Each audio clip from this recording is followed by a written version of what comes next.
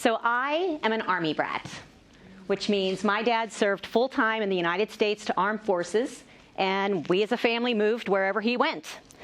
I was born in Fayetteville, North Carolina, which is home to Fort Bragg, the 82nd Airborne. My dad was a Green Beret. My older siblings lived overseas before I came along in 1970. I spent my 4th birthday in Japan, my 7th birthday in Panama, my 9th birthday back in Fort Bragg, and when I was 10, my dad retired after 20 years of service, and we moved out west to live with his mom in Tucson, Arizona. Now, they say there's about 15 million of us military brats, and they've studied our unique subculture extensively, and they've said some things about us, that we are resilient, highly adaptable, strong social skills, and that we make friends easily. Another thing they say about us is we all tend to lack a sense of hometown. The hardest question you can ask a brat is, where are you from? Big answer. Mine kind of goes like this.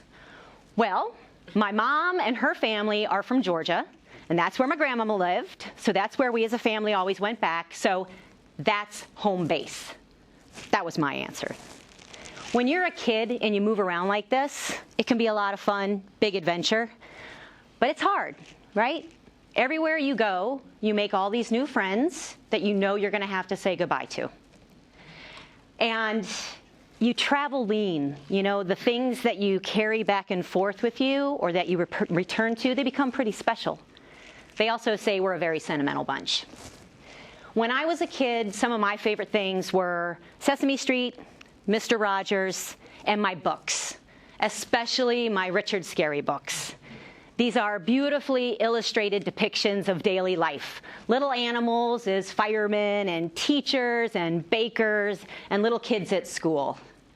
And I guess I can reflect back on this now and see what these things meant to me. You know, Sesame Street gave me a community. And Mr. Rogers, he gave me a neighborhood. And Richard Scarry, I mean, he gave me a blueprint to where I fit into a city wherever I am. Now, another thing that's unique to military families is we eventually get the itch to move, even when we don't have to. So it's no surprise that when I turned 19, I left Tucson, Arizona, went across the country to St. Petersburg, Florida. I landed a great job with a great company. They invested in me, I reinvested in them. They valued my contributions, and they rewarded my efforts. I met my husband there, I made lifelong friends there, and in 2000, I was able to buy my first home. But I didn't buy it up there, I bought it right here in Bradenton. And there were 2 big selling points on that home. A beautiful view of the Bradenton River, and close proximity to I-75, so I can make the daily grind of a commute up to headquarters or off to the Tampa airport to fly out. I traveled a lot for my job. I probably spent 5% of my time actually in Bradenton. Other than that, I was at a conference or in a branch. And then 2020 happened. World shut down. All of those planes were grounded. And I, like so many others, was laid off after 30 years. It was heartbreaking. It was like being that little kid again and being told we're moving again. And you're going to have to say goodbye to everyone and everything you know and start over again. And so this resilient, highly adaptable Army brat came up with a plan. First, I loved the work that I did. So I started my own business so I could keep doing that good work. 2, for over a decade, I had been my company's corporate lead for the American Heart Association. I didn't want to lose that too. So I called my local chapter, and now I do the good work in my own backyard. 3, and this is the big one. I had lost my place, right? I had lost the place that I went to every day to work, to play, to provide. This was my identity. So I was going to have to figure out how to recreate that right here in Bradenton. So So of that 5% of time that I actually spent here in Bradenton, I did all the fun Bradenton things, right? I did the Blues Fest and the Village of the Arts and the Public Market and the Riverwalk. And it occurred to me, whenever I was at these things, there was a common presence there. I affectionately nicknamed her the hardest working woman in Bradenton. And this is Johnette Isham. She was the founder and director of a local nonprofit that, simply put, puts people together, brings people together. This is who I needed to call. This was going to help. And I called her, and I told her my situation. I told her I had time, and I wanted to know if I could help. And she told me that Bradenton, for quite a while, had been looking to attract and retain young talent, that the opportunity was ripe for small business and growth within Bradenton. She knew that with a plan, you have a thriving downtown. And if you invest in small business, it will almost always pay big dividends. They had secured funding and an 8-week curriculum, and she asked if I would be the facilitator for the first entrepreneurship program in Bradenton. And I said yes. Our first cohort had 15 entrepreneurs, and every week we brought in a local professional to talk about the technical lesson plan. CPAs, attorneys, bookkeepers, marketers. The goal, teach the language of business. Have folks research and write their own business plan in a cohort learning environment. The deliverable, an educated, prepared, supported entrepreneur armed with a peer of network and professionals and a working business plan ready to take their business to the next level. To date, we've had over 100 people raise their hand to go through this program. We've had 45 graduate.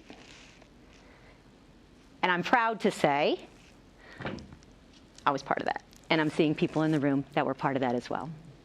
Now, there's a term that you may not be familiar with: entrepreneurial ecosystem building. And unless you're a city planner or an urban developer, there's absolutely no reason you should know this. But the reality of it is every community has one. And simply put, it's where private and public interests intersect to create and foster entrepreneurship in creative and innovative ways. Now, what we're doing with our program is directly addressing social capital. We're creating environments for education, partnerships, mentorships with professionals in the community and local organizations like the Chamber of Commerce. Another piece of that ecosystem is culture. That's you. Local attitudes on small business. When we celebrate the opening of a new business, you come. When we say shop local, buy small, you find your local entrepreneurs. But there's a third, oftentimes overlooked piece of this ecosystem, and that's place, where our entrepreneurs work, where they come together with the community, where people work and live and play. And some examples of some of these places or spaces for entrepreneurs are things like, interesting buildings, move-in ready spaces, affordable spaces. Shared spaces like co-ops and incubators and shared kitchens and food trucks.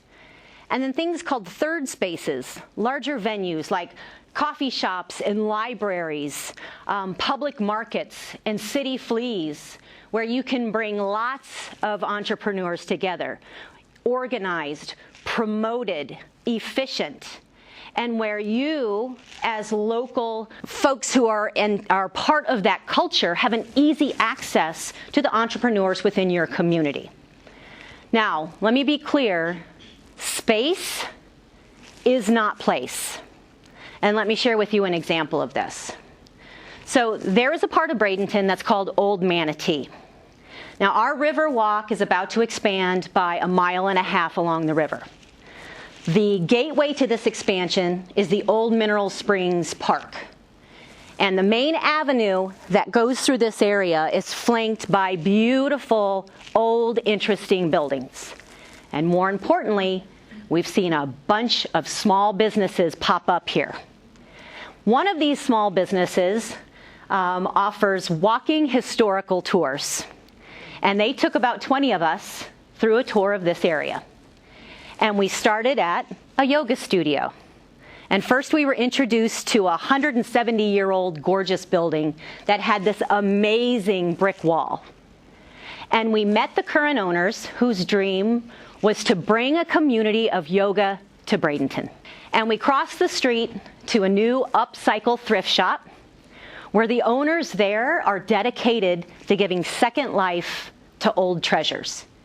And the irony was not lost on us when we learned that before all of that was there, this was an opulent private estate with gorgeous orchards and wildlife and expansive views of the Manatee River. We went next door to a new coffee shop and a state-of-the-art live music venue, and we're delighted to know that before that was there was a bandstand gazebo playing live music at the turn of the 20th century.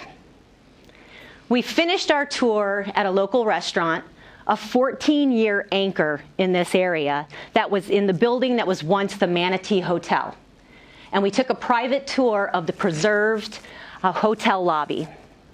And we were reminded people have been coming here for years. There's an energy in this place.